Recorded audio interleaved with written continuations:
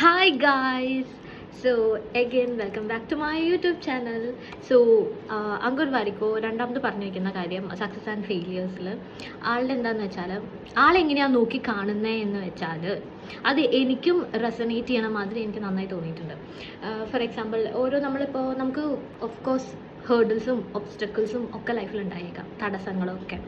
അപ്പോൾ ആ സമയത്ത് നമുക്കത് ലൈക്ക് നമ്മൾ വിചാരിക്കും, അയ്യോ അതെനിക്ക് താങ്ങാൻ പറ്റില്ല, ഇതെന്നെ കൊണ്ട് പറ്റില്ല, എനിക്ക് പറ്റില്ല, അയ്യോ ഇതിവിടെ വെച്ചിട്ട് സ്റ്റോപ്പ് ആയാൽ മതിയേ, ഇതിവിടെ നിന്നാൽ മതിയേ എന്നൊക്കെ നമുക്ക് തോന്നിയേക്കാം.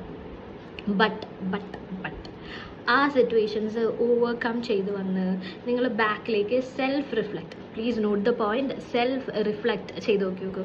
അതായത് അത് കഴിഞ്ഞിട്ട് ലൈക്ക് ആ നിങ്ങൾ പാസ് ചെയ്ത് വന്ന വഴി നിങ്ങൾക്ക് പറ്റില്ല എന്ന് പലപ്പോഴും നിങ്ങളോട് തന്നെ പറഞ്ഞ് പക്ഷെ നിങ്ങളത് സുഖമായിട്ടൊന്നും ഞാൻ പറയില്ല, സോറി, പക്ഷെ നിങ്ങളതിനെ നല്ല രീതിക്ക് അതിനെ പാസ് ചെയ്ത് വന്ന്, അല്ലെങ്കിൽ പൊട്ട രീതിക്കാണെങ്കിൽ കൂടി അതിനെ എങ്ങനെയൊക്കെയോ കഴിഞ്ഞ് വന്ന് തിരിച്ച് നോക്കുമ്പോൾ നിങ്ങൾ ഒരു ന്യൂ വേർഷൻ ഓഫ് യുവിനെ ഫൈൻഡ് ചെയ്തിട്ടുണ്ടാവും. നിങ്ങളുടെ ഒരു ന്യൂ വേർഷൻ. ഇപ്പോൾ ഫോർ എക്സാമ്പിൾ ആ ഒരു സിറ്റുവേഷനിലൂടെ പോണതിന് മുന്നേ വരെ നിങ്ങൾ ഭയങ്കര ഫിയർഫുൾ ആയിരുന്നു എന്ന് വിചാരിക്കും. ചിലപ്പോൾ ആ സിറ്റുവേഷൻസ് ഫേസ് ചെയ്ത് വന്നിട്ട് നിങ്ങൾ ഭയങ്കര ഫിയർലെസ് ആയിട്ടുണ്ടായിരിക്കാം, ഭയങ്കര ബോൾഡ് ആയിട്ടുണ്ടായിരിക്കാം, കുറച്ചും കൂടി ബ്രേവർ ആയിട്ടുണ്ടായിരിക്കാം.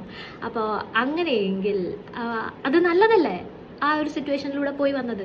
ഇനിയിപ്പോൾ നിങ്ങളുടെ മൈൻഡ് സെറ്റ് ഇങ്ങനെയൊന്നും അല്ല, നിങ്ങൾ ഭയങ്കര പെട്ടെന്ന് നെഗറ്റീവ് ആവുന്ന പേഴ്സൺ ആണ് എന്നുണ്ടെങ്കിൽ കൂടി മൈൻഡ് സെറ്റ് ഇങ്ങനെയൊന്ന് മാറ്റി ചിന്തിച്ച് നോക്കി. ലൈക്ക് ആ സിറ്റുവേഷൻസ് എന്നെ എന്താണ് പഠിപ്പിച്ചത്, ഞാൻ അതിൽ നിന്ന് എന്താണ് നേടിയത്, ഒരു ന്യൂ വേർഷൻ ഓഫ് മീനെ എനിക്കിതിൽ ഫൈൻഡ് ചെയ്യാൻ പറ്റുന്നുണ്ട്, അങ്ങനെയൊക്കെ ചിന്തിച്ച് നോക്കി. സീരിയസ്ലി ലൈഫിലത്തെ മാജിക് നിങ്ങൾക്ക് അൺഫോൾഡ് ചെയ്യപ്പെടും. But you have to be patient. പെട്ടെന്ന് don't expect things to happen all of a sudden. So but wait ചെയ്തേക്ക്.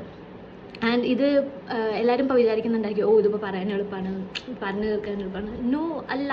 ശരിയാണ്, പറഞ്ഞു തീർക്കാൻ എളുപ്പമാണ്, അത് പോകുന്നവർക്കേ ആ സിറ്റുവേഷൻസ് നന്നായി മനസ്സിലാക്കാൻ പറ്റുള്ളൂ.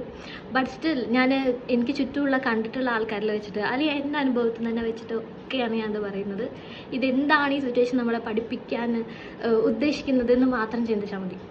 യു വിൽ സീ, എന്താ പറയുക, the magic starting to unfold. That's it.